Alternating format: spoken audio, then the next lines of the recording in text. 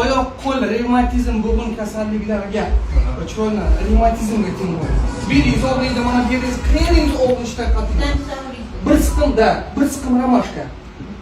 Kastrulkaga iching, ha? Soldingiz, bir siqim ramashka, lavrovый list soldingiz, ezib soldingiz. Bir siqim qora murch soldingiz. Ichiga olib keyin ana gvazdika bor-ku, mana senga deb buni ham qo'shib oling. Mana senga. Bir bosh chisnotni ham tayyorlab oling. Ezib. Ketdikmi? Ustidan keyin yoki sari yo'q, yoki zaytun yog'ini quydingiz.